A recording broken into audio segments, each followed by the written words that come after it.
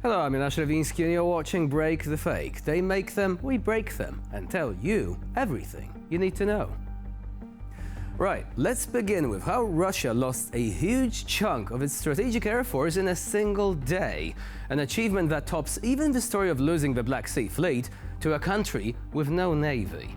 Just yesterday, the Security Service of Ukraine, known by the acronym the SBU, destroyed 41 strategic aircraft at 5 Russian airfields basically all at once. The targeted airframes include an A-50 alongside 2 95s and 2 22 M3s. The preparations for the op, codenamed Spider's Web, took over 18 months as it was extremely complex from a logistical standpoint. The SBU first dispatched FPV drones to Russia, followed by shipping containers. Later, already on the Russian soil, the drones were concealed beneath the tops of the containers, which were already sitting on trucks. When the time came to strike, the roofs were remotely opened and the drones flew towards their targets. Now, the damage to Russian aircraft was initially estimated at $2 billion, though more recent reports took this all the way to $7 billion. In terms of return on investment, Ukraine's operation is nothing short of unparalleled.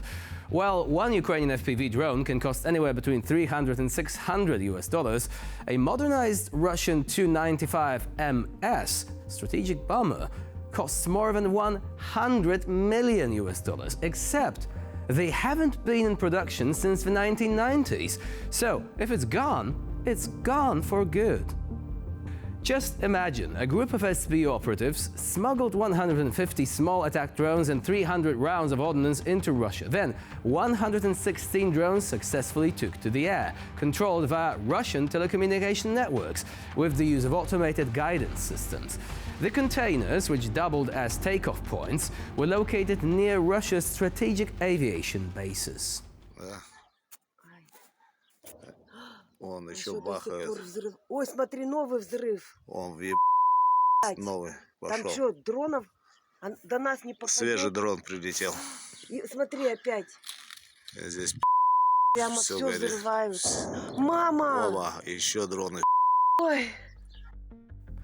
Classic Russian reaction video there. Something's burning, so we need lots and lots of swear words, right? Anyway, an operation of this scale, and with such a huge economic and military impact, and so technologically sophisticated, has no parallel in the world, and will surely go down in history books. Also, I'm quite sure that Putin would be tearing his hair out if he had any to spare by now. Now, while Russian diplomats are foaming at the mouth to tell the world about peace initiatives, Russian ideologues, without any foam at the mouth, but with the same energy, continue to reveal the real cards. This time, the so-called philosopher Alexander Dugin, the Kremlin's chief mystical shaman, spoke out to reaffirm that denazification is a euphemism and demilitarization is not a strategy but just a sweet term for use on TV.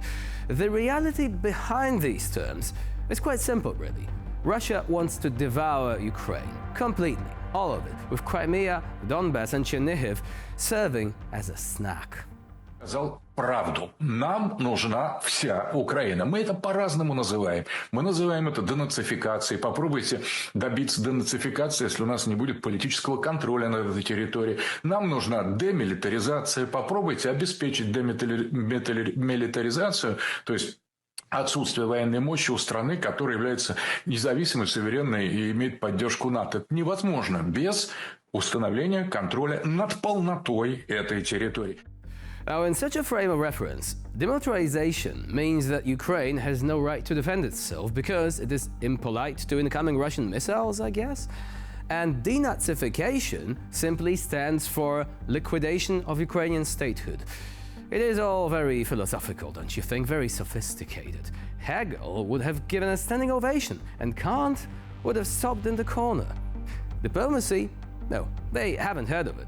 In the modern Kremlin dictionary, diplomacy is when the West is silent and Ukraine disappears. Anything else is, Western provocation, NATO intrigue, or Ukrainian Nazis bombing themselves, or stuff like that.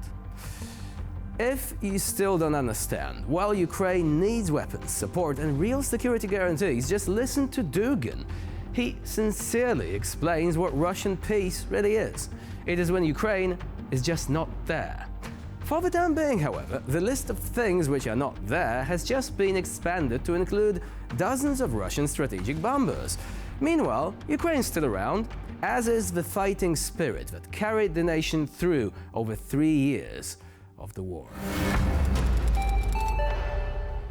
Now, the great theatre called Russian propaganda, where Maria Zakharova has been the main dramatic actress for many years, has once again hosted a premiere. This time it was a monologue about how Ukrainian President Volodymyr Zelenskyy, turns out, simply cannot live without applause. Maria Zakharova delivered this latest speech on, yeah, you guessed it, Skabyeva's show. Это же прямая история о том, как идет шоу, как человек, прости господи, если его еще можно так называть, который всю свою жизнь был заточен только на аплодисменты, лайки, да, и на какую-то такую реакцию внешнего проявления, хочет и в данном случае собрать внимание сконцентрированно на себя. Поэтому нет четкости в позиции. Вы задали мне все вопросы по российской позиции. Даты, составы, форматы. Все представлено в письменном виде, в виде заявления министра иностранных дел Российской Федерации, видео, печатный вариант. Все есть. Глава российской делегации высказывается регулярно четко в отношении своих планов. Администрация президента. Все говорят в унисон, комментируют каждый шаг, каждый контакт, подробно освещается. И, с другой стороны, истерика. В этом суть. Now, to be fair, Zakharova accusing Zelenskyy of being an actor is a bit self-defeating. Zelenskyy made a great name for himself on the stage before moving into politics, again with great success. Zakharova, on the other hand, seems to go about it in reverse. Having made a long, if not exactly distinguished career as the spokesperson for Moscow's Ministry of Foreign Affairs, she now seems to crave some kind of theatrical side project, though she seems not to recognize her utter lack of talent given the exceptionally bad acting that goes with every single statement she utters in public. Thing is, acting is about so much more than being able to lie in front of the camera. What she does instead, in Shakespearean terms, is full of sound and fury, signifying nothing. Meanwhile, speaking of the need for applause, one needs to look no further than the Kremlin to spot the real attention seeker here. Unlike Zelenskyy, Putin is all about pomp and grandeur, walking down massive hallways glittering with gold and expecting the world to bow down to his whim. From a theatrical standpoint, however, this is hard to judge. The makeup artists definitely deserve an Oscar for their efforts, but the sheer number of alleged body doubles means you never know who's the real Slim Shady and who's just imitating. What we're seeing is the collective Putin, an ensemble cast, taking turns at the role of the Delulu dictator. For Russia, the problem is not Zelenskyy, the problem is what he says. Because when the leader of a country that is suffering from an illegal invasion makes speeches in parliament, at the front line, or at the G7 summit, it is not about applause, it is about sending a signal. Ukraine is alive, Ukraine is fighting, and Ukraine has the right to the world's attention. When Zakharova appears on air, however, this is mostly about diverting attention, a golden raspberry kind of performance featuring more lies per minute than an average Limp Bizkit song has F-bombs.